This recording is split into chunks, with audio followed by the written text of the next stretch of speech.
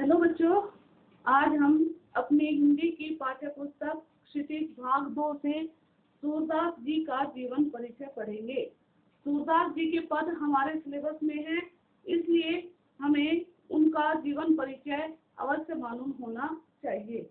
तो बच्चों शुरू करते हैं। सूरदास जी का जन्म सन 1478 में माना जाता है।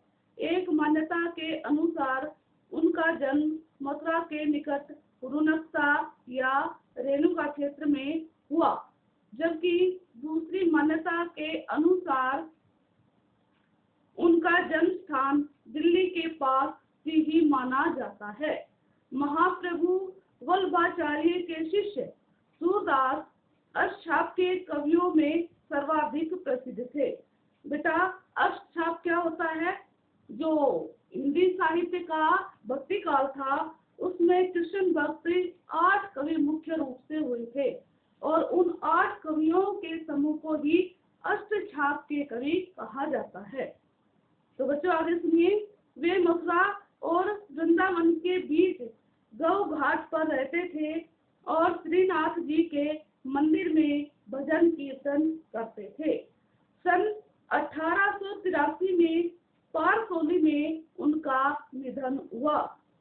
बच्चों, उनके 3 ग्रंथों सूरसागर, साहित्य लहरी और सूरसारावली में सूरसागर ही सबसे अधिक लोकप्रिय हुआ है। खेती और पशुपालन वाले भारतीय समाज का दैनिक अंतरंग चित्र और मनुष्य की स्वाभाविक विशेष वृत्तियों का चित्रण सूर की कविता में मिलता है। सूर वात्सल्य और श्रृंगार के श्रेष्ठ कवि माने जाते हैं। कृष्ण और गोपियों का प्रेम सहज मानवीय प्रेम की प्रतिष्ठा करता है। सूर ने मानव प्रेम की गौरव गाथा के माध्यम से मनुष्यों को हीनता बोध से मुक्त किया, उनमें जीने की इच्छा पैदा की। उनकी कविता में ब्रज भाषा का निखरा हुआ रूप है।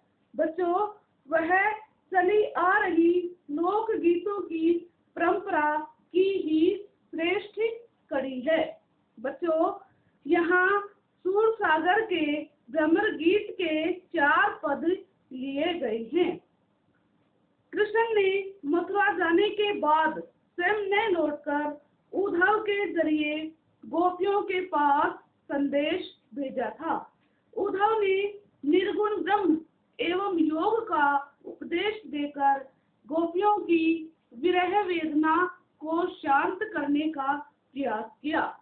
गोपियां ज्ञान मार्ग की बजाय प्रेम मार्ग को पसंद करती थी। बच्चों, इसी कारण उन्हें उद्धव का शुष्क संदेश पसंद नहीं आया।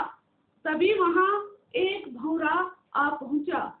यहीं से भ्रमर गीत का प्रारंभ होता है। बच्चों, गोपियों ने भ्रमर गीत के बहाने उद्धव पर व्यंग बाण छोड़े।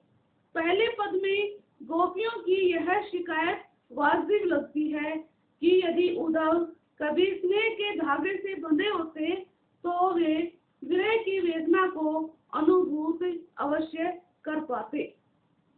बच्चों, दूसरे पद में गोपियों ने यह स्वीकार किया है कि उनके मन की इच्छाएं उनके मन में ही रह गई।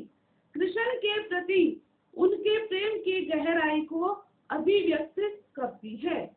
बेटा, तीसरे पद में वे उद्धव की योग साधना को कड़वी ककड़ी जैसा बताकर अपने एक निष्ठ अर्थात सिर्फ एक ही के प्रति प्रेम, एक निष्ठ कहलाता है, प्रेम में दृढ़ विश्वास प्रकट करती हैं।